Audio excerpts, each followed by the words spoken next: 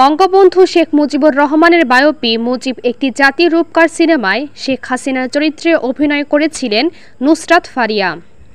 সিনেমাটির প্রচারের সময় দেশের একটি গণমাধ্যমে ফারিয়া বলেছিলেন, আমাদের প্রত্যেকটা বাঙালি মেয়ের মধ্যে একটা করে হাসিনা রয়েছে। প্রত্যেকটা মেয়ের মধ্যে একটা করে হাসিনা রয়েছে। জাস্ট রপ্ত করে সম্প্রতি সেই মন্তব্য টেনে অন্তর্জালে সমালোচনার শিকার হচ্ছেন এই নায়িকা। যদিও বর্তমানে বিদেশে ছুটি কাটাচ্ছেন পর্দায় শেখ হাসিনার চরিত্রে অভিনয় করা নুসরাত ফারিয়া। সোশ্যালে সেসব ছবি পোস্ট করতে কটাক্ষের মুখে পড়েছেন নায়িকা।